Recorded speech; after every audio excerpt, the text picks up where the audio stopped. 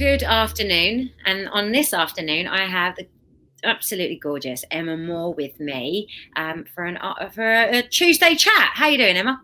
Great, thanks, Jess. How are you? I'm really, really good, thank you. Good. There's lots of good things going on, lots of positive things going on. We're obviously about to come out of lockdown, lots of things to talk about, and lots of things happening, but also loads and loads of things going on right here with you. I'm well aware because I've had some interesting toes dipped in the water, and I've got to sample some of your absolutely fabulous new delights that are coming out, and been able to spin them, and obviously had an exclusive as well, which is wonderful. So yes, do tell me what's been going on with you. So I'm finally putting my EP out that I've been teasing and talking about and making for just over a year. And I've had so many interviews where I've had to I can't say this and I can't say this. And this is the first one I'm doing where everyone knows what's happening, everything's out in the open, and I can just have a real conversation about it, which is really, really exciting.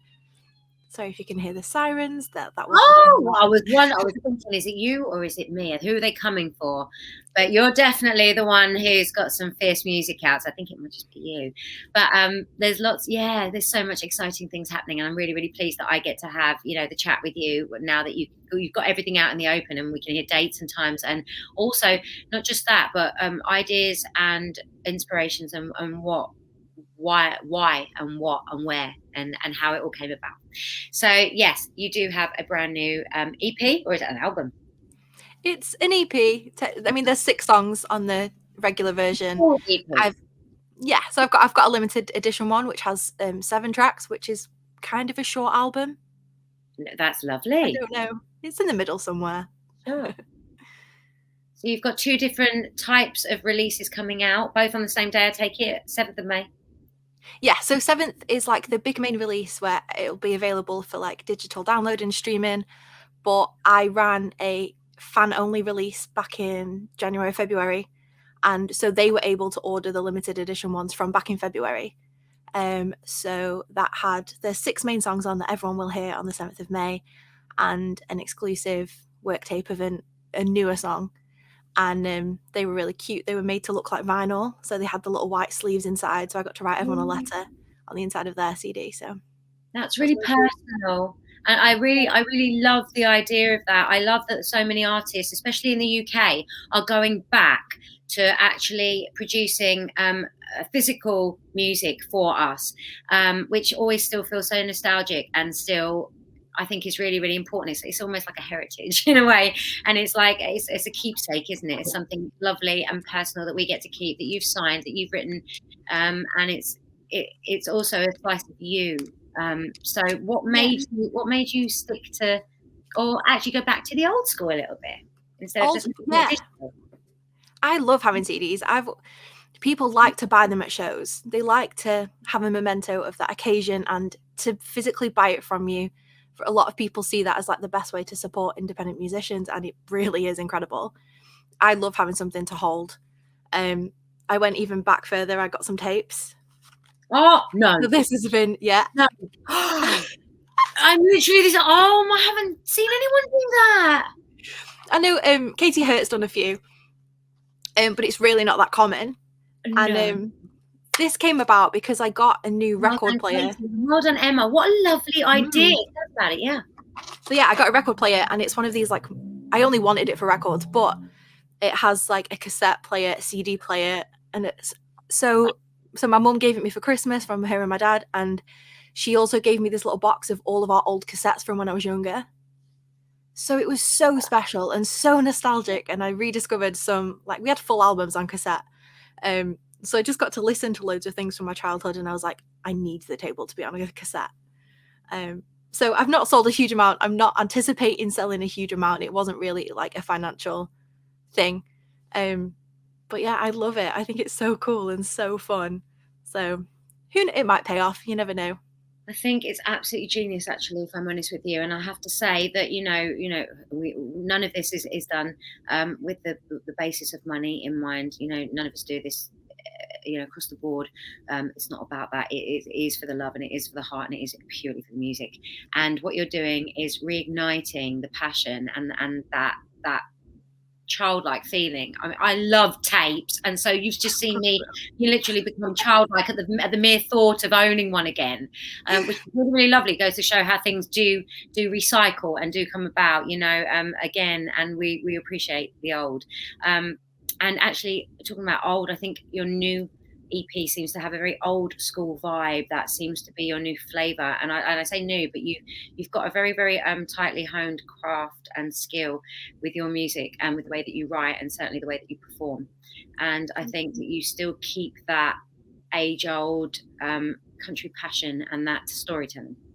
So Yeah. I think that's you completely. But these have got a little bit of bite. Yes. Right. I guess that's me. Yeah. I don't know. I mean, from a very opinionated family, and it's really great. We have healthy debates all the time. And, I have really great friends who, when things happen in the industry and in marketing and music, like, we just throw into a big conversation, we dissect it, and I love all of that. So I think I've always had this, like, critical way of looking at things and a little edgy. And then when you're writing, especially some of the more character-based songs, you really get to, like, amp up those characters. You get to almost be an actor and, like, have a little more badass in you in a song than you maybe would have in real life. That was definitely the case in Dutch Courage, like, throwback. So maybe carrying it over. But I think it comes from a lot of the artists that I listen to, because all of the artists I listen to, like, on a really, like, a daily basis, have such a huge basis in traditional country music, but they're contemporary artists, so they have this edge and they have this fight. Most of them are female artists. They have to fight harder to get the same opportunities, and they have that strength, and they have to write songs better than most of the men to get half as far. So they're just great, and I seem to have just, like, just soaked it in and not been afraid of saying things that people are like, oh, that's not very nice, or that's not very girly, or that's, maybe people won't like that, maybe you shouldn't write it. And I just didn't really pay any attention to any of that and just tried to write good stories and honest stories. I think that's it. I think it's honesty, and I think that's all we ask for, and I think that's what makes a song unique, and certainly a song stand out. That's why I say to you straight away, these have got some bite. I felt that some of your tracks, they were always outspoken, but they had, like, a longing. These aren't. These are like, you know what? I'm all right with me, actually. I'm all right with me. I'm getting okay with me. And that's what I notice. It's like that they certainly have a statement. I know that you have a tendency to gear towards the sort of Brandy Clark, Ashley Monroe type of singers. I know that that's who you really sort of follow and appreciate. I also know that you really are who you hang with, and I know that you hang with pretty fierce girls out there, the Amelia Quinns and the Kira Max, and these ladies, and they have a lot to say too. There's an uprising. There's quite a big uprising, I would say. Certainly in the UK scene. Certainly actually in the scene across the world. Yeah, absolutely. Like, if you think about the new female artists that are coming up, people like Lainey Wilson and Kaylee Hammock and Ashland Craft, Sunny Sweeney, Hannah Dasher, like, these are the ones that I listen to. Oh, man, they're and great. They have so much to say and such unique ways of saying it. Clever ways. Very clever ways. Very clever. Like, some of those albums are ones I'm still listening to, and I'm finding new things in them, even though I've been, I know every line of it, but you hear things in a different way. And they make you work harder when you listen to writers and artists that are that good. It's amazing, isn't it? I mean, I've been listening to artists since I was a kid. You pull them out again, you go, I didn't hear that. So that's a really, really valid point, that actually, you don't get tired of what you know, and you can still hear things. But also the new artists are cleverly writing so that there are these double meanings, these very clever analogies, very, very intricate ways of saying things, actually, and very very real ways of saying Yeah. things. Yeah. You know, fearless actually. So I think there's definitely you know, you're coming from that outlaw female stamp of country, I think now. Yeah. I always kind of feel like the quiet outlaw. I like. I like that. I feel like I don't look particularly rebellious, you know. You see Kira come in a No, full never face judge of makeup and hair and the leathers, and you know she's a force before she opens her mouth, and she can back it up with her voice.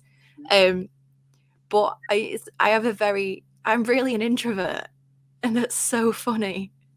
Mm. But so Be something careful like of the quiet ones. yeah. I think I'm quite a good representation of that. Like, I'm really happy sat in the corner with a coffee and a book. But you put on a rocking track and I'm going to be like center of attention. So it's just this middle line all the time. I think that's fantastic. I think actually that just shows, you know, a well-rounded, multi-dimensional person, you know, and character and personality, you know, and when you step into character, you know, we get a very different Emma Moore. Yeah, You know? I like So, this stage side. I think it also comes from like that's where I feel comfortable. mm, It's and learning what you bring to the table and getting comfortable with your skills and your weaknesses. Like knowing those as well is really important. And so I know that when I get on stage, like that's where I want to be, and that's what all of this is about. yeah. So there's never no second guessing. It's just very instinctual. And then the rest of it, once you start getting is like social media and the digital world, and that's just where everything falls apart. Oh, I agree. I agree. It's a A necessary evil, I complex think, for most world. of us. It's a complex world, isn't it? It is certainly a complex world. But you know, in terms of your music, so you debuted your first album Pilot in 2016. You went on to have you moved to London from Yeah. Blackpool. Yeah. How did you find that? That was incredible. It's something I'd always wanted to do. But I went there to go to university, so it was like easier financially, and you're going into a community of people who don't know each other. So there's definitely that bit of a safety net with it being for uni. Yeah. And that was like September 2018. So that was a great year, really good year. And I went to do songwriting for a year. So that's all I got to think about for a year. That was my only priority, was writing songs and thinking about songwriters and thinking about craft and learning from other writers and different genres. So that was incredible. But London, I think London is hard as a student because it's a place where you need a lot of money to Yeah. like get like the That most out of it. that is true. Yeah, it's a very expensive place to be, but very, very fun. Mm. I love it. I can't wait to go back. I don't think I'd ever live there again, unless I was like a millionaire, and then Yeah, that'd be Londoners like myself, you know, occasionally, you know, love it and hate it. It's a double-edged sword, funnily enough. Being any yeah, city folk is, I think, especially when you get older and you start to like the rural life, and you find that that's the place that you want to be to write more as well, you know. So you moved to London. Obviously, Good Girl did so well in 2018. And you were bringing more and more music out, and now we have Husbands and Kids and Blinded, and I mean even the titles are showing that, you know, you've obviously matured and have a load of experience that you want to sort of, you know, talk about. Where yeah. where have the stories come from? Although, you know, you're speaking out, where does it come from? Those two are probably two of the most real, Yeah. like straight out, all upon the table, no holds barred, just kind of feelings. But Husbands or Kids is really on the lighter side. I kind of describe it as just one of those things in life where, like, okay, so I can laugh about this or I can cry about this. And I Right. just chose to laugh.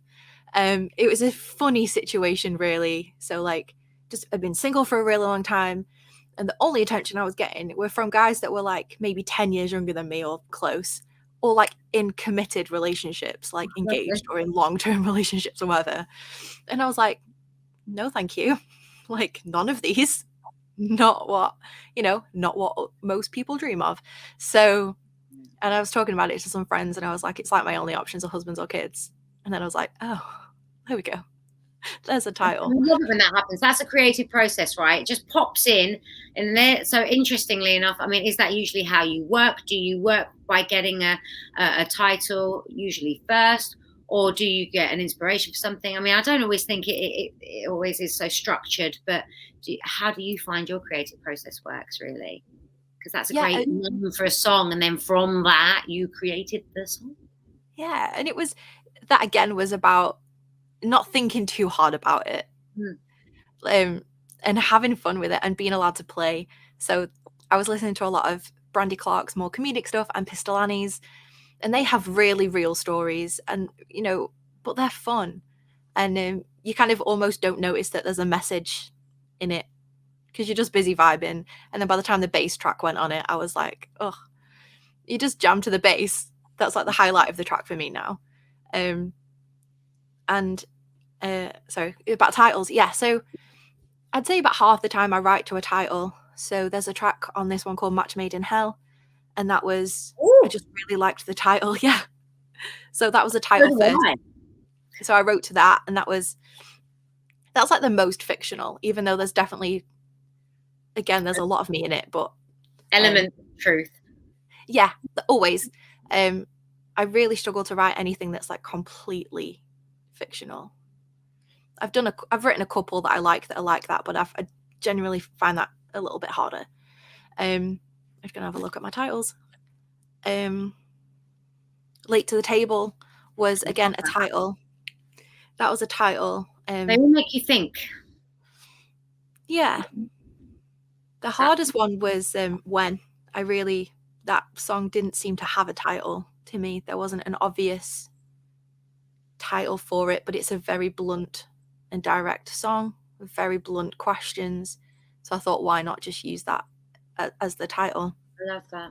Absolutely. That's it. It's where the song title does have a lot of meaning, even if it sounds like it doesn't. So that's really, really clever. So, why? I mean, I ask everybody, and I shall ask you, why country? Do you know what? It was really accidental. Ah, If I'm being completely honest, like I just started writing songs because I was so bad at playing guitar. Like absolutely oh, well, you're not so anymore. terrible. So terrible. I've thankfully got better, but it took a while. So I just thought, you know what, I'm just gonna write my own, and then if they're wrong, no one's gonna know because I'll be like, yeah, it's meant to be like that. Very like blasé. And I just started writing anything just to write, to get feelings out. I'd just come out of a long-term relationship. I'd moved cities. I'd moved back in with my parents after living in Manchester. I had no idea what I was doing career-wise. I'd left all of my like temporary jobs and my retail jobs for a performing gig that did not turn out to be what it was supposed to be. Right. So I had this grand idea I was going to go off and do this tour and it's going to be really cool. And then it was just a scam, basically. It was awful. So I came out of that and was like, I don't know what I'm doing with my life. And that was 2015, so I'd been like 24. And so just writing, and had no intention of them being released or anyone hearing them, just getting songs out. And it took a while to really notice, but I guess that earlier childhood country music influences were really just coming through. Like that was my way into music. I'd only really loved country music, American standards, and musical theatre up to that point. So it's all storytelling. That's the whole point of all of that music, is to get an emotion across and to propel a story. So it just grew, and then it just organically was, I suppose. It just sometimes you just gravitate to something which is just so undoubtedly you. Yeah. So that's really interesting. So and what about family influences? Was that we usually have listened to our parents playing. Yeah, exactly. Most people's first music is whatever their parents listened to as they were younger, before you get to make your own decisions. So I'm just really lucky that my mum had a great taste in music. Exactly. She absolutely loved Charlie Pride, Tammy Wynette, Patsy Cline, Dolly. We had them on in the house all of the time. Yeah. And when I was really young, we had CMT on TV in the UK.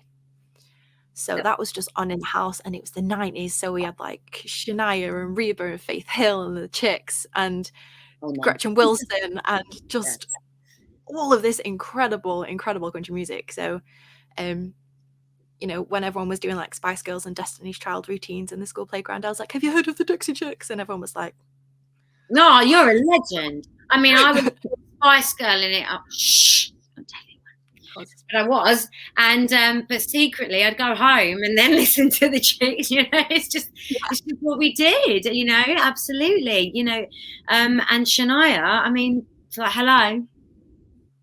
I mean, iconic. Exactly. Just, and she was so much for it. She started it. She started off that movement of, you know, that doesn't impress me much. There you go. That's where it was, you know. I'm not over album. Or off. She started that in the 90s, and suddenly women, you know, across the land went, oh, yeah, that's boring. I'm not feeling that, you know.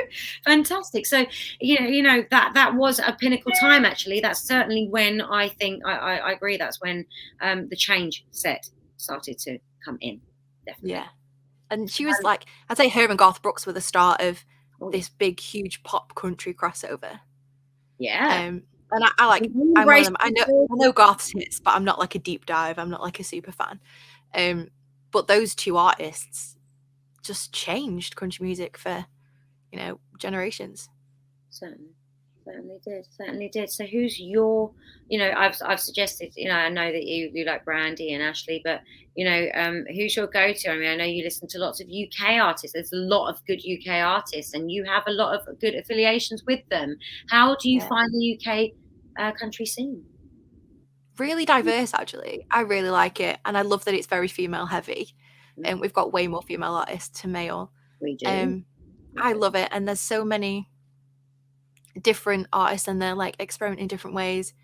A couple of my other favorites that we haven't mentioned are like Izzy Walsh and Morgan Way, and I love Lisa Wright. So you've got completely different. Lisa has this beautiful singer-songwriter, so gentle and like so wise. Yes. Like she writes as if she's lived 100 years, and just has this beautiful way.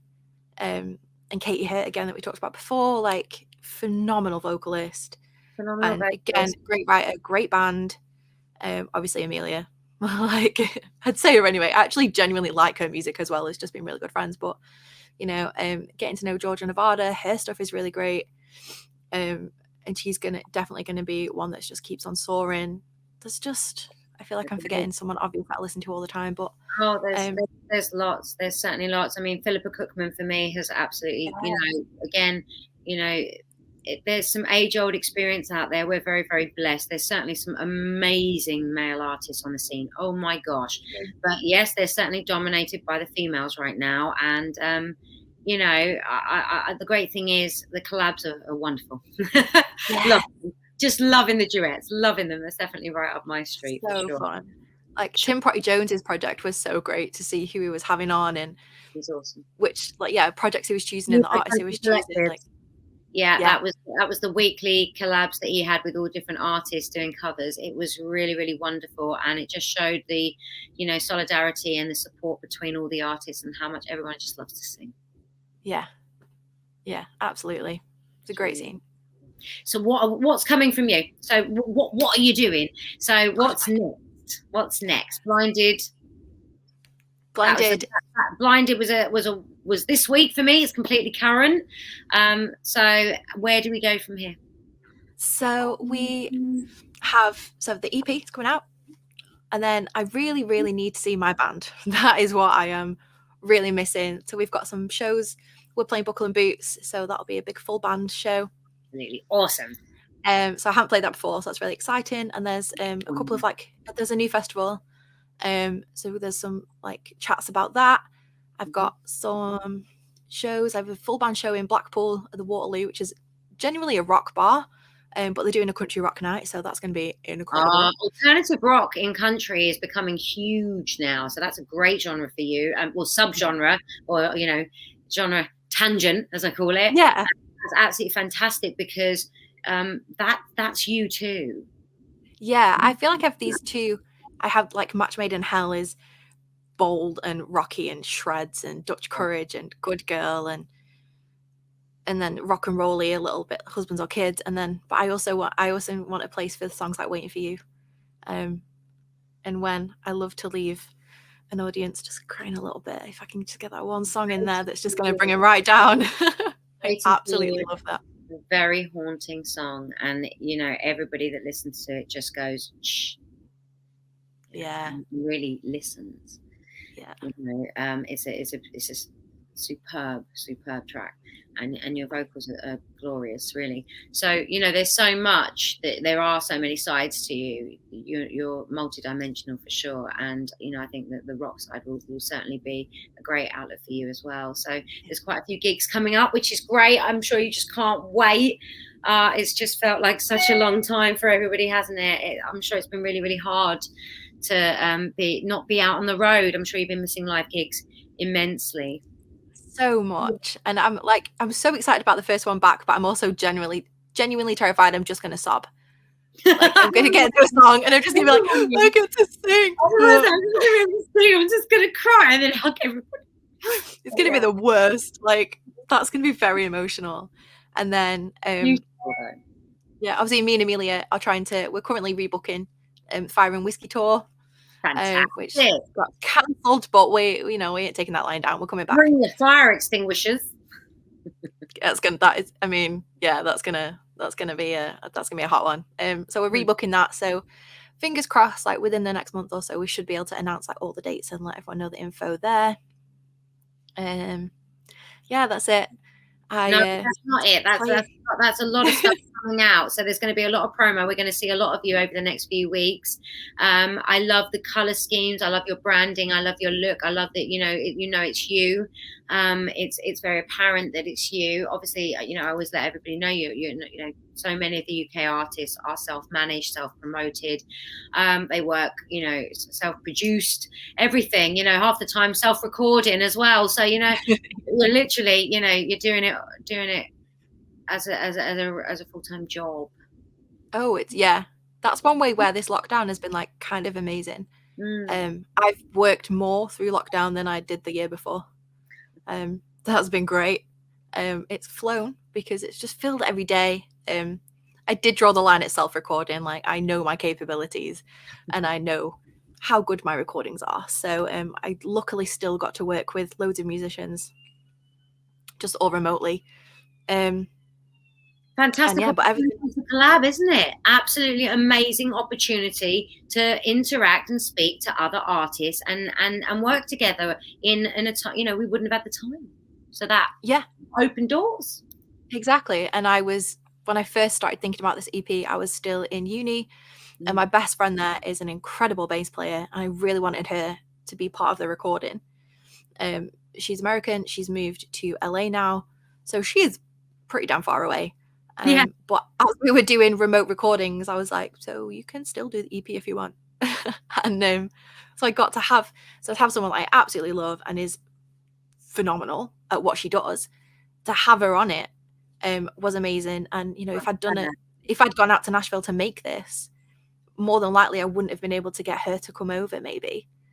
I know, it's like when we had the freedom, we had less freedom.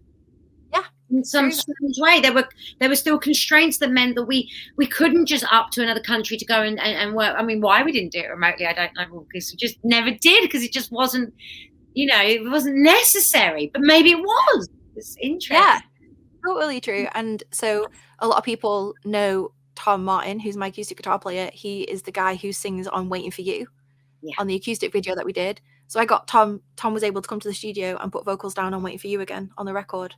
And he's on Blinded as well. So, obviously if I'd flown over to Nashville to do the vocals like last time, Tom probably wouldn't be on it. And it's nice to have that piece of the live show in the record. Of course it is. So, absolutely. Not all the worst thing, really. No. You've got to take the positives, haven't you? You absolutely have. And I think that's the key, and that's what you've done, and you always do. And you take the positive in the meanings of your songs as well, and I think that's really important. They come across, as empowered and, conscious and aware And I think that's great. And I think that's exactly what people should be listening to right now, is just the obvious things that nobody has the proverbial balls to always talk about. And you do. Yes. Oh yeah, I'll say anything. Yeah, but, you know, if I'm allowed to give that out as a compliment, I will. But Aware of how pushy I'm going to be. Like, I forgot it was video for a second, and it's just me being like, So what? So it should be. Be proud of what you've done. It's an absolutely fantastic EP, and I can't wait to hear it, and I can't wait for everyone else to hear it. So thank you so much for talking to me today, Emma. You've been an absolute superstar, and I hope to speak to you again soon. And I wish you all the best. All the best with the EP. Thank you for the support. See you soon. It's been amazing. Hi guys, it's Jess T on countryradio.uk. Thank you for watching. Don't forget to subscribe, and know that there will be plenty more music videos, live exclusives and performances from country music artists across the UK and beyond.